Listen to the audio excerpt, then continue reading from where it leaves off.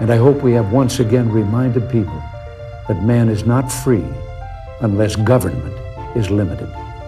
There's a clear cause and effect here that is as neat and predictable as a law of physics. As government expands, liberty contracts. From this day forward, it's going to be only America first. America first.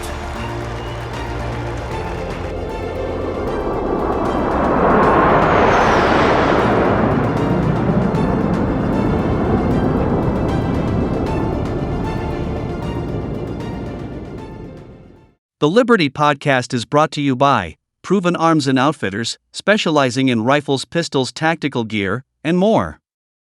Learn more at ProvenOutfitters.com.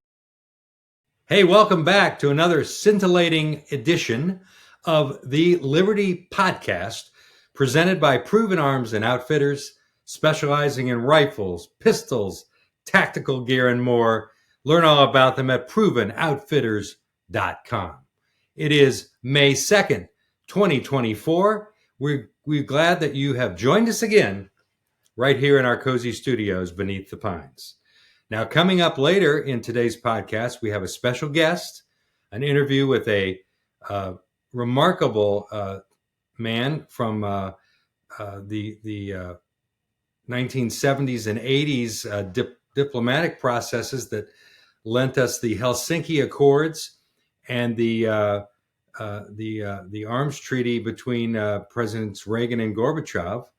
We'll get back to him later in the program. Mr. Leo Reddy, a career diplomat, now a resident of Pinehurst. Yet another fascinating person who lives right here among us in Moore County. Let's get right to the insanity today, shall we?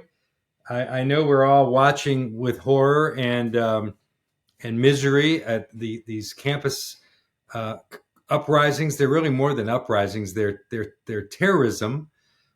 These students are becoming terrorists. They are terrorizing their campuses and their fellow students with impunity. And only after days and days of this festering and so much damage to property, have finally these schools and law enforcement basically put an end to it largely. There's still a few pockets of unrest. And of course, I don't think it's going to go away just because the academic year ends. Excellent column by Amy Rosenthal, writing for the Carolina Journal. You know, just as Hamas didn't start despising the Jews of Israel, along with their compliant Palestinian neighbors, all backed by Iran's death machine. They didn't start hating the Jews on October 7, 2023, when they attacked and killed more than 1,000 of them in Israel. No, this has been going on for, of course, as we know, generations.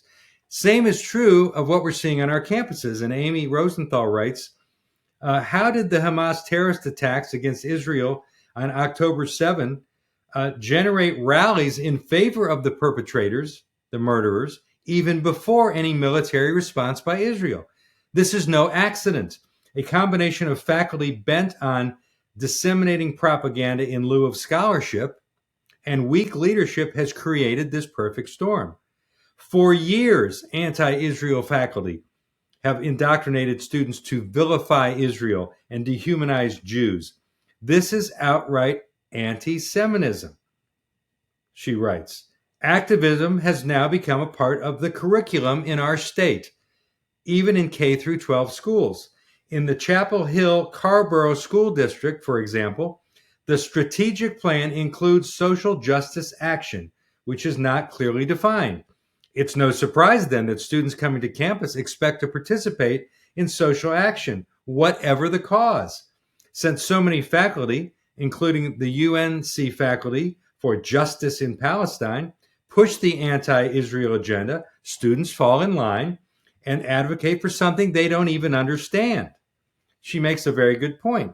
They're just advocating because they've been taught you always support the perceived oppressed, and you you demonize and attack their perceived oppressors.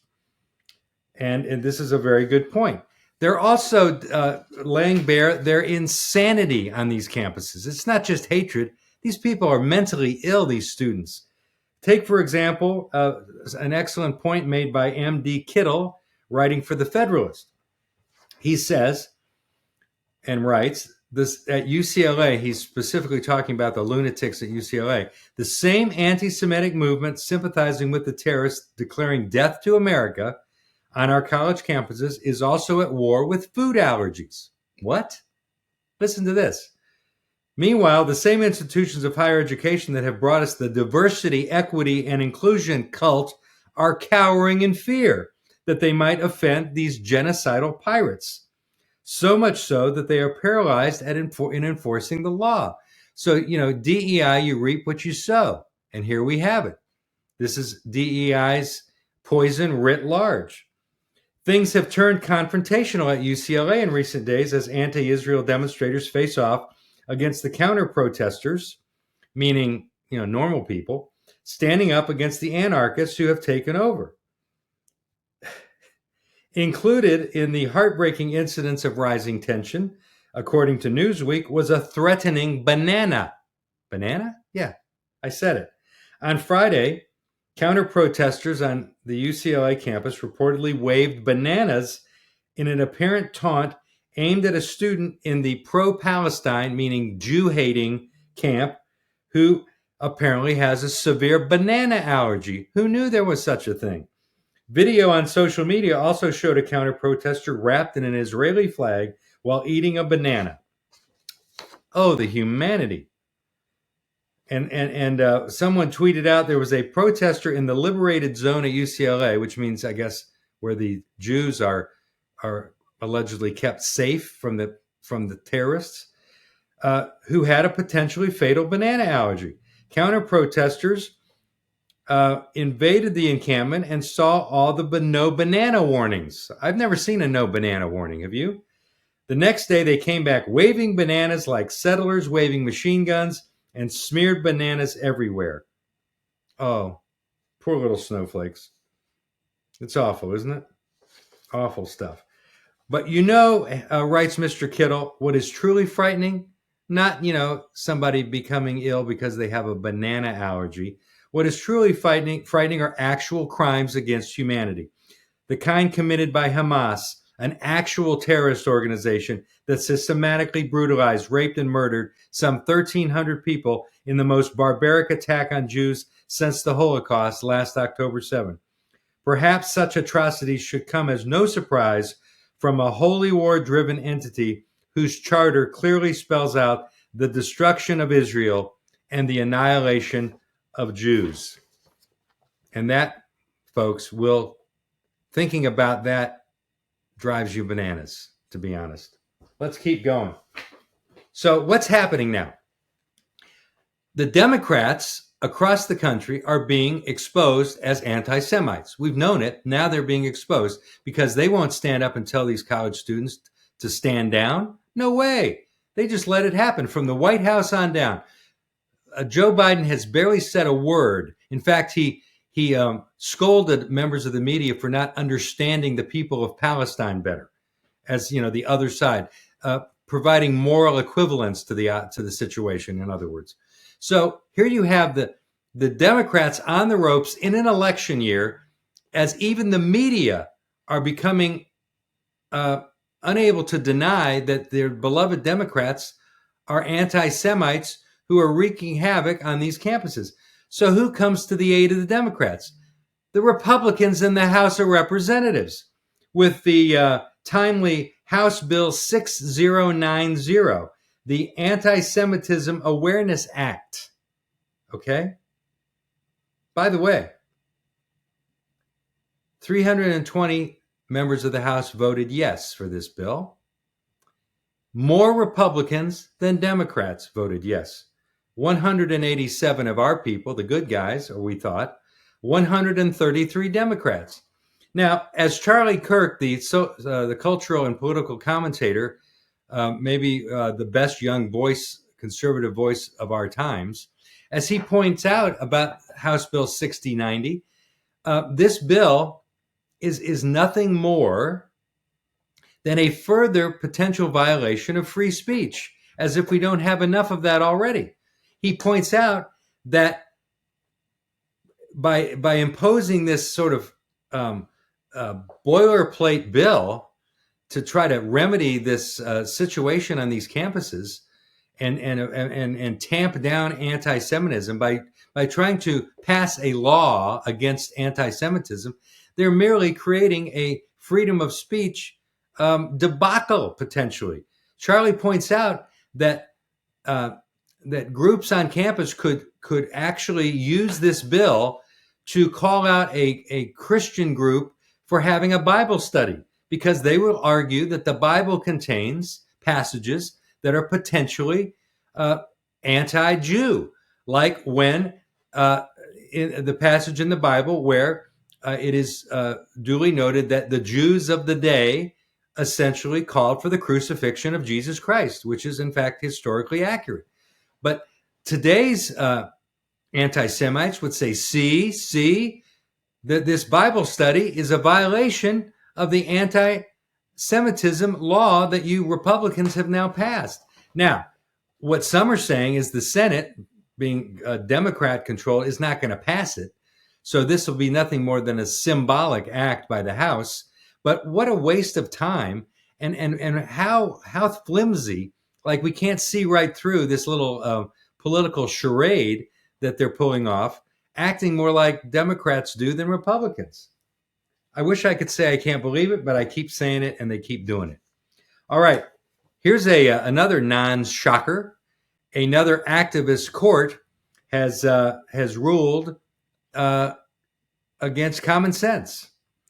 Earlier this week on I believe it was the 29th of April, today is May 2nd, you'll be watching this on May 3rd, just FYI, the Fourth Circuit Court of Appeals, which is based in Richmond and is just barely leans Democrat 8-6, they ruled that North Carolina, led by our state treasurer, Dale Folwell, and West Virginia discriminate against people who self-identify as transgender when those states fail to cover certain procedures under government-sponsored health insurance plans. In other words, the state health plan of North Carolina has been told by this radical circuit court that it must cover the cost of transgender surgeries, which is, by the way, let's be clear on what that is. That is genital mutilation and breast mutilation of these people who think they're something that they're not, who defy the gender assigned to them by their creator. West Virginia Attorney General Patrick Morrisey responded to the ruling by saying he plans to appeal the decision to the Supreme Court, which would be the obviously logical next step and way to go, because 22 other states who were not party to the suit brought by Dale Folwell and on behalf of North Carolina, and West Virginia on behalf of its attorney general. Our attorney general is a lefty, so he was AWOL on this suit, by the way, Josh Stein.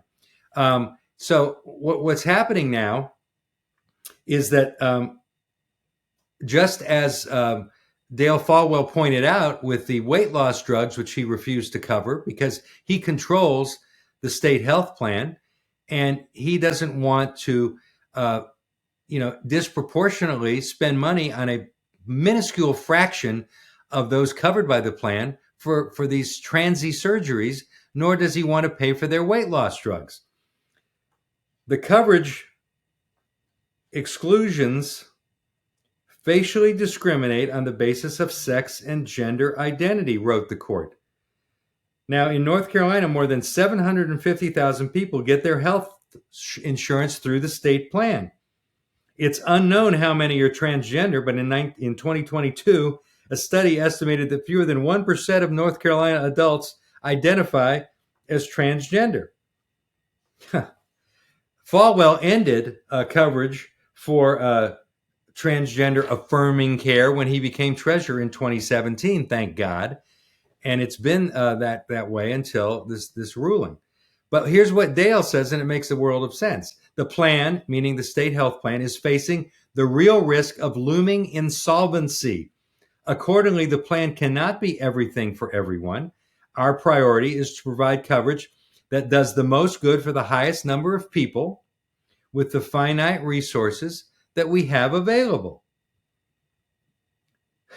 So the state made similar arguments in court. Monday's ruling said the government can't cite cost concerns as a reason to treat people some people differently than others. Monday's 8-6 ruling came after the case was heard by the entire Court of Appeals. Normally, they would assign 3 or 4 judges from a court. They brought them all in because they knew they were going to win 8-6. The ruling split the court along political lines, as expected. So there you have it. Next stop, Supreme Court. Let's hope that West Virginia and North Carolina and a number of other states take this appeal all the way to the top. I think that our Supreme Court, as it is currently constituted, would shoot down this Fourth Circuit ruling.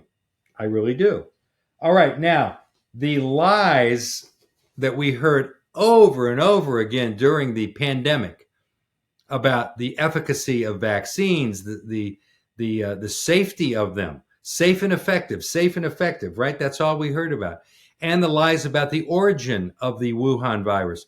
These are all crashing down like houses of cards, ladies and gentlemen. And it is sweet to finally see the light of truth washing over these sinister pharmaceutical companies and people like Anthony Fauci and his henchmen who gave us 3 years of lockdowns, economic malaise, and educational learning loss and mental illness among our children, among other things. That's just the top 3 or 4 things, okay? Epic Times, great publication, exclusive. CDC found evidence that COVID-19 vaccines caused, wait for it, death. Remember? Anybody who said that back in 21, 22, we were banned from social media. We were called conspiracy theorists. We were accused of actually potentially killing people who might believe the truth, which was what we were conveying. All right, here we go. Epic Times, May 1, U.S. Centers for Disease Control and Prevention, CDC. Officials found evidence that the Pfizer, BioNTech, and Moderna COVID-19 vaccines caused multiple deaths before claiming that there was no evidence linking the vaccines to any deaths. The Epic Times has learned. CDC employees, in fact, worked to track down information on reported post-vaccination deaths and learned that myocarditis, or heart inflammation, was listed on death certificates and in autopsies for some of the deaths. Myocarditis was also described as being caused by vaccination in a subset of the deaths. In other cases, the CDC workers found that deaths met the agency's definition for myocarditis, that the patient started showing symptoms within 42 days of a vaccine dose, and that the deceased displayed no virus-related symptoms. How about that? Says Dr. Andrew Bostom, a heart expert based in the United States, this is a scandal where you have information like this and you continue to put out this dishonest line that there's only 7 deaths and they're all unrelated to the vaccines. That was their line. There were only 7. Well, 7 that's collateral damage. They were willing to live with that, I guess. Said Dr. Bostom, the CDC is and has been concealing these deaths. And this, by the way, is a massive investigative report by Epic Times. I encourage you to go online and find it. It prints out to about 30 pages, case after case after case. We don't have time to go into it here, but it would be well worth your time to read this, finally, a comprehensive, actual journalistic endeavor to expose the corruption and the outright lies of the CDC, which will never restore its credibility, if I'm to guess, going forward in the future. Why would it? How could it? Here's another story from the Telegraph in the UK. AstraZeneca, another pharmaceutical maker, admits to the clot shots. AstraZeneca has admitted for the first time in court documents that its COVID vaccine can cause a rare side effect in an apparent about turn that could pave the way for a multi-million-dollar legal payout. The pharmaceutical giant is being sued in a class action over claims that its vaccine, developed with the University of Oxford in England, caused death and serious injury in dozens of cases. Lawyers argue the vaccine produced a side effect which has had a devastating effect on a small number of families. AstraZeneca is contesting the claims, but, here it comes, has accepted in a legal document submitted to the High Court in England that COVID vaccine, quote, can in very rare cases cause TTS, which is thrombosis, which is, a very serious episode that creates blood clots in people's veins. 51 cases have been lodged in the High Court with victims and grieving relatives seeking damages estimated to be worth up to 100 million pounds, so north of $100 million. So AstraZeneca is now coming clean. Where were they back when they were telling people to get vaccines and boosters? And you had, the Biden regime and Anthony Fauci and all these people telling you the same thing, including in Moore County, our very own Board of Health, which did nothing but parrot the CDC for years. And they are a despicable body. Thank God we elected some new members, and it's now a reformed Board of Health. All right, here's one more shoe to drop in the post-COVID scandal era. A key U.S. House of Representatives committee investigating the origins of COVID-19 wants a scientific research group called EcoHealth to be barred from receiving federal funds in the future and criminally investigated over its president's work with a lab in where? Wuhan, China. Wuhan. You remember Wuhan. A lot of us called it the Wuhan virus for that very reason. The report said that the organization's president, EcoHealth's president, Peter Daszak, failed to report that research to the federal government, his research, which was in violation of the terms of its grants from the National Institutes of Health. He was researching gain of function, which is very dangerous, which is how deadly viruses slip into the various countries and then ultimately the globe. Given Dr. Daszak's apparent contempt for the American people and disregard for legal reporting requirements, the House Select Subcommittee recommends the formal debarment of and a criminal investigation into EcoHealth. The committee issued the report ahead of a hearing where Daszak defended himself from accusations that he has been uncooperative in the investigation and tried to cover up evidence that the COVID virus came from a Chinese lab.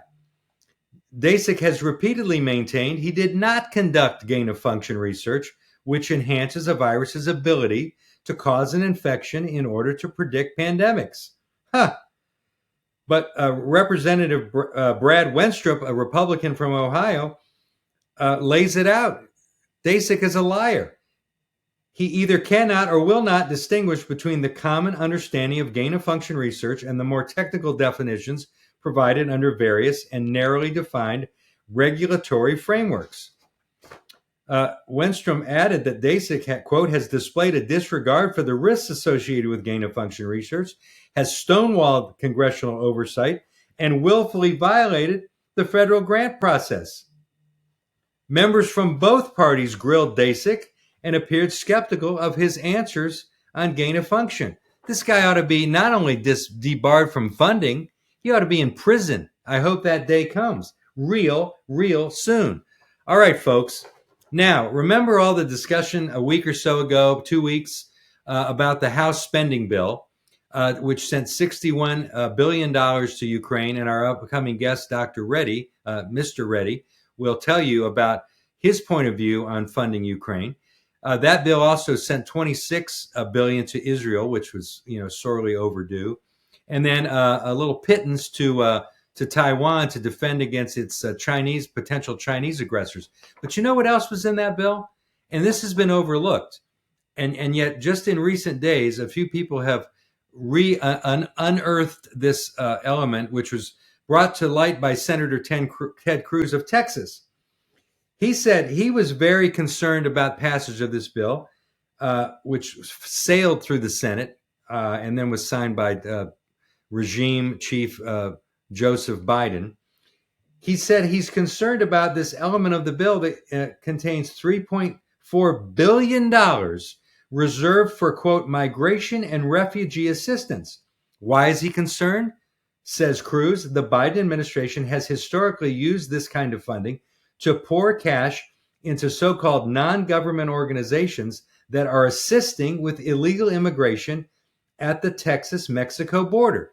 So in other words, remember, one of the big concerns of the Conservative Freedom Caucus in the House was not so much they didn't want to send aid, but they weren't getting one concession from the Democrats or the White House on any kind of pledge to lock down and secure the border once and for all. Not an iota, not a kernel of concession on that.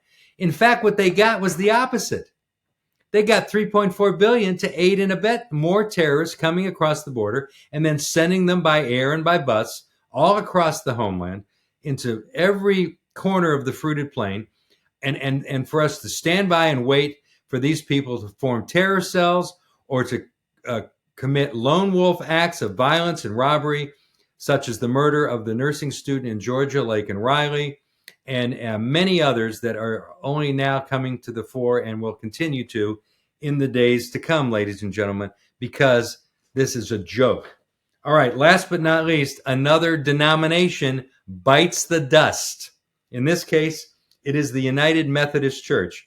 And what did their geniuses do during their recent general conference? Their delegates repealed their church's long-standing ban on LGBTQ clergy, and they did so with no debate. Past general conferences of the United Methodist Church had steadily reinforced the ban against LGBTQ clergy and related penalties amid debate and protests. But, pardon me, a Biden-esque moment, but many of the conservatives in the denomination had previously upheld the ban and now have left the denomination in recent years. In fact, I know a couple right here in our community who did that very smartly, very wisely. But this general conference has moved solidly into a progressive direction, which really means left-wing, godless direction. In fact, at this general conference, applause broke out in parts of the hall after the vote. A group of observers from the LGBTQ advocacy groups embraced, some in tears, shouting, "Thanks be to God." Thanks be to God. By allowing LGBTQ clergy in your pulpits, you have just blasphemed Almighty God. Methodists, that's what you've done. And you've joined a number of denominations that are now cascading toward irrelevance and ultimately probably extinction, because you're turning your back on biblical principles which guide our Judeo-Christian beliefs and our churches that still uphold the Word of God. What a novel concept. And on that note, we thank you for joining us for yet another edition of the Liberty Podcast, brought to you by Proven Arms and Outfitters. And now, stand by as we segue to our interview with diplomatic giant Leo Reddy. Here comes my interview exclusively with Leo Reddy. Hope you enjoy it. See you next time.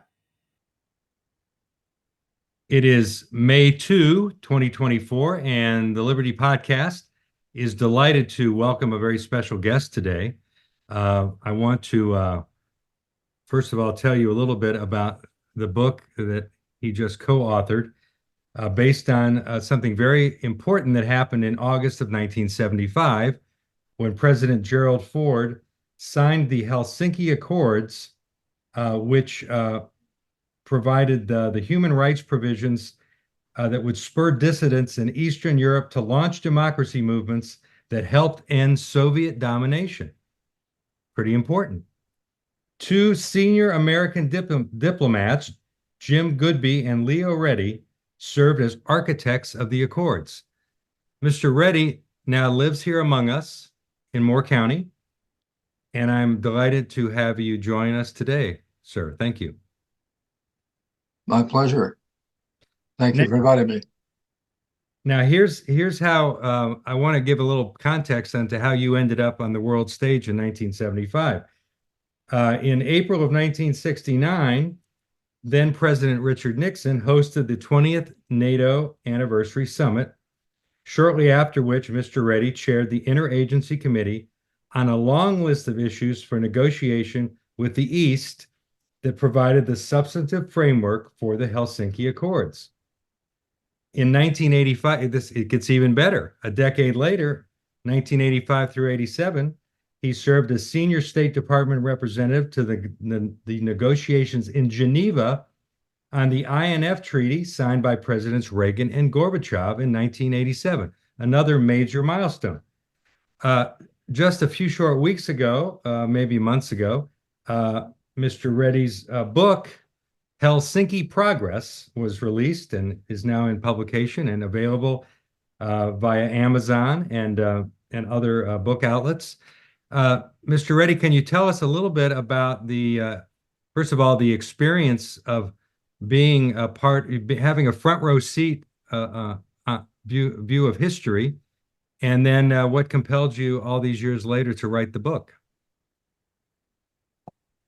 Well, I was a career Foreign Service officer, but I had earlier been a naval officer and also worked in the CIA for a little while. So when I entered the State Department, I ended up being a specialist in NATO, arms control, European security issues. So this is a position from which I, participated in several East-West negotiations. Some, in addition to the ones you just mentioned, I was really a specialist in that area. And I was running the NATO desk at the time of President Nixon's famous meeting. He was preceded, by the way, for his inaugural address in 1969, when, if you remember, he stunned the world by saying, "We're now prepared to enter an era of negotiations with the East, with the communist powers." Right? This was a big surprise because you remember Nixon was a very staunch anti-communist. In the debates with Jack Kennedy in 1960, they were arguing who could sound most hard-nosed about dealing with the communists. It was really very unexpected. And of course, Kissinger, who then was his national security affairs advisor, had an important formative role in the president taking that position. It was quite stunning. And we weren't quite sure where it was going, but it was 4 months after his inauguration that we began to see more and more of this. This started, of course, the opening to China, the famous secret talks between Nixon and Kissinger and Mao Zedong and Zhou Enlai. But at the same time, there was a parallel opening to the Soviets, to Mr. Brezhnev and Mr. Gromyko under the heading of détente to negotiate issues of common interest. So it was a very important time, history, a major turning point. But just right after the NATO meeting, again in April of 1969, Nixon sent a message to the Secretary of State saying that we're prepared now to negotiate on any issue of mutual interest with the Warsaw Pact, with the communist powers in Europe. And so that came to my desk. The original that came to my desk, went from the White House to the to the 7th floor of the Secretary's office, down to the Department of European Affairs on my desk with the action stamp on it. So I got together with some of my colleagues. We said, this is really very smart, because they must understand at the White House that because they have opened this negotiation with the East, Kissinger and Nixon, all the allies, right, all the foreign ministers, prime ministers, defense ministers, they want to get in the act too. They want to negotiate also, particularly through some form of security conference, post-war conference, which the Soviets had originally proposed back in 1954, but had never gone anywhere. It was the pure Cold War. We couldn't really settle. But this development, everybody thought, gee, we're going to go to a big conference. We're going to negotiate with the Warsaw Pact. It's very exciting. But that's about all they knew. My feeling was, well, if the Soviets keep asking for this conference, which they do, then we can set the terms. We can set the terms. And any issue meant any issue. So with my suggestion that we form an interagency committee of any agency of the federal government, anything whatsoever to do with the Soviets since the end of the war, right? Everybody you can think of, the Regulatory for Europe people and the Department of Commerce and the CIA and the Defense Intelligence Agency, anybody, arms control, all the agencies would come together and we sit together for about 2 or 3 months and we think of every single thing that the Soviets had done that we didn't like, right? In other words, respond by throwing the book at them, That was the idea. We get together and we compiled this massive list of issues for possible negotiation with the East. And we thought we did quite a good job with that. But so we finally ended up, the next step was to take this package to NATO and spend whatever time we need to spend in NATO to kind of hammer out common NATO positions. So if we ever went to Helsinki, actually ever went there, the Allies would be totally unified, have a common front, right, to make sure we could tough it out successfully with the Soviets. And that's exactly what happened. And the result was the Helsinki Accords. When we first arrived in Helsinki the first day, the Soviet Union put in their box, our boxes, their draft of the Helsinki Accords, Helsinki Fine. It was one page long. It had 2 provisions. One, we're all going to agree to the outcome of the war in terms of territories, which meant particularly any lines between, say, Poland and Germany and so forth, particularly the permanent division of Germany into 2 Germanys, number one. And the second one was an acceptance by everybody of Soviet domination in Eastern Europe, which, of course, at that time was a fact of life. And it was a totally one-sided agreement. But when we arrived, in every box, a different ally put it on paper, and for each one of our requirements, that we this list of issues, about 40 issues, right? So the final, but we toughed it out, and the Soviets finally decided they thought they could manage the situation. They saw some dangers in it, but they didn't see too much danger. They couldn't manage. If they had to manage something, they could just kill some people if they needed to, or send the tanks again, whatever. They weren't that worried about it, but they underestimated the power of this thing. So what happened is that after we put this thing out, the dissidents, the well-known dissident groups that had been working underground in Russia and in Czechoslovakia and Poland and so forth, form what they call Helsinki monitoring groups. So these are people like Havel, who later took over Czechoslovakia, people like Valensa in Poland, Zakharov in Russia, right? They formed these Helsinki monitoring groups. Well, they defined their own governments. They defied them. They said, well, if you signed on the dotted line to this agreement, the ink is still hot, and therefore we expect you to conform to all these provisions you'd agreed to, including very extensive provisions for human rights. This is why the conference is called the Human Rights Conference. So that finally ended up with those groups kind of surfacing and made a major contribution, as you've noted, and everybody noted at the time, to the collapse of Soviet control over Eastern Europe. It was exactly the opposite of what the Soviets were hoping. So instead of having a crowning victory, they ended up with this Turkey, this 59-page final act, not one page, 59 pages of commitments, right? That was the story. So it was and I was kind of the architect, I was the architect of our policy position on all these issues. I was the expert. I went to Helsinki for a while and so forth. And, but I started to getting interested in writing this when Neil Ferguson, the very famous historian, one of our greatest historians, who had already written a book on Kissinger, Kissinger 1, right, from Kissinger's time in Europe to the time he arrived at the White House. He then was working on a sequel. And one of the aspects of this that come out in my book is that when we were working on all this in the State Department, the White House itself was very unenthusiastic. Kissinger and Nixon, but particularly Kissinger, felt also it was a mistake to go to this crazy conference because they couldn't control it. They were afraid the Soviets would dominate it. The Allies weren't tough enough to stand up to the Soviets. And there would be a circus that wouldn't be under the tight control of bipolar negotiations. So when they talked about Arab negotiations, they meant negotiations between them, personally, Kissinger and Nixon, and the communist leaders. And that's it. They didn't want anybody else to be part of this conversation. So they were very unenthusiastic about the whole thing. They opposed it, basically, which made it create an interesting dynamic. Yes. So the negotiations in NATO, I could go on and on about the details of that, but Kissinger's guys were very fierce on trying to oppose the conference. But then at one point, Don Rumsfeld came in as our ambassador, and he had been working in Nixon's White House. He was a front runner, probably, to be the next Republican president. He was a very prominent person. but he wanted to get out of the White House itself. He ended up being ambassador to NATO, but he liked this idea. He liked the idea of kind of roasting, and also he's a very, very close friend of Jerry Ford. So it had a certain influence on Ford, and Ford signed the agreement in 1975, but he paid a very high price. It cost him the presidency, literally. He was very, very strongly opposed by particularly Governor Reagan at the time, who was competing with him for the 90s for the nomination, right? Yes, that's right. Reagan put a plank in the 1976 Republican platform, totally discrediting in the Helsinki Accords, even though Ford was the president who signed the Helsinki Accords. Right. But then a debate with Carter and some interviews with the press, Ford didn't defend himself very well. He sounded very too soft on communism. He made some statement that he didn't really believe that the Soviets had absolute control over Eastern Europe. He couldn't make a dumber statement, right? Yeah, that's right. Any school child knows that the Soviets have been using tanks and everything else in order to control these people. Famous but it was a faux pas, and it was picked up on by the press. And he himself said it was the reason why he lost the election. And so it has had a major impact on Ford personally. So there's a lot of history behind all this.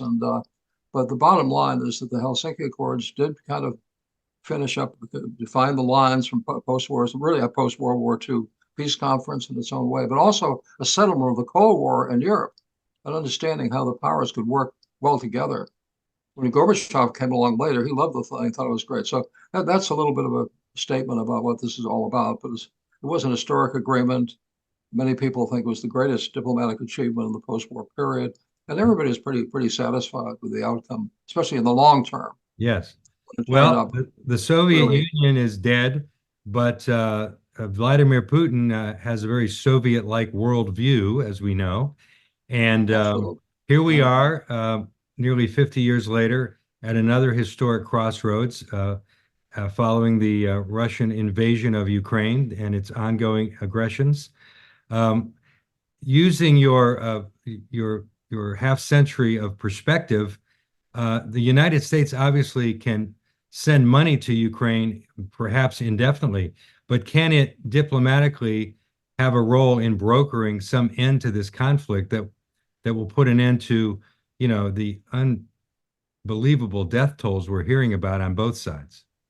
Yeah, well, that's a key question, and I'm very happy to address it. And let me mention part of my answer relates to the fact that in 1990, that's when Gorbachev was around, all the powers that signed the Helsinki Accords agreed to set up an organization in Vienna to monitor the awards, to make sure their terms were implemented, right?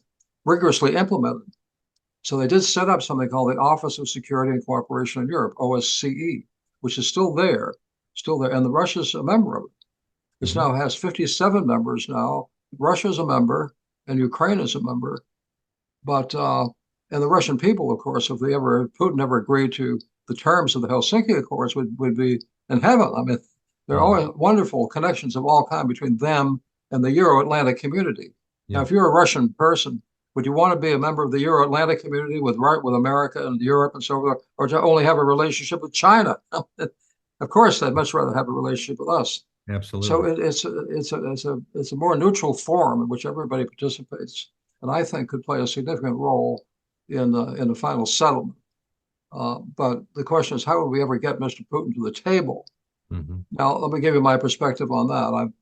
I was very, very distressed over this huge, six-month-long debate in the Congress about whether to give Ukraine some additional aid. Because one thing is very clear: if we had not done that, Ukraine would have been defeated, and fairly quickly.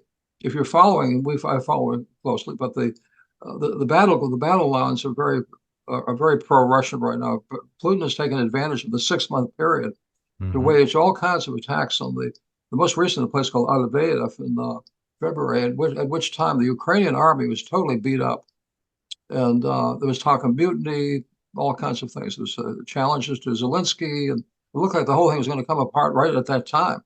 So if we had not passed the package, we would have lost the whole thing. It would have been a huge defeat for democracy.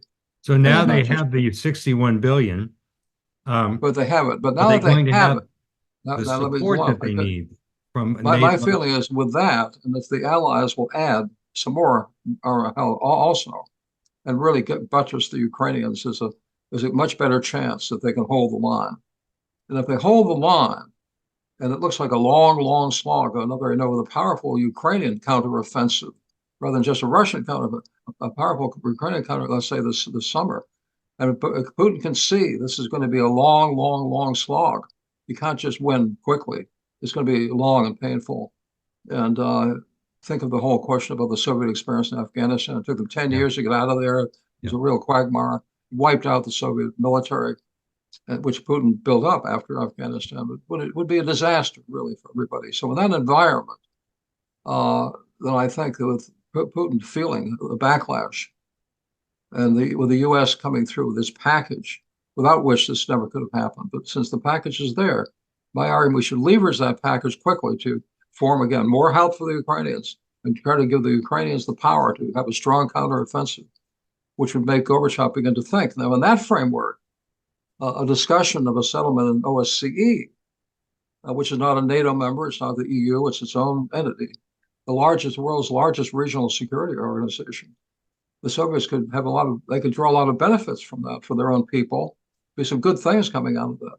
But of course, they'd have to pull out of Ukraine. They have to respect the Helsinki Accords, which said non-interference in the personal affairs of other countries. That's all. Right. Well, just a small point. And no threat in the use of force against other countries. This would be a total change in the Soviet position. But at least there'd be a chance to start talking about this. And OSCE is going to have a 50th anniversary in 2025. That would be a nice timing to kind of give it more, highlight its value and so forth. And Jerry Ford, of course, has already been exonerated from his decision to sign, but everybody would look good as a result of this.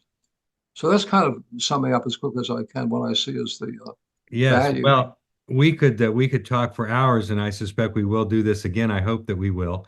I just wanted to mention real quickly that you've just returned from a trip to Washington, D.C., your old stomping grounds, to the very special State Department event. Can you just briefly recap what went on there?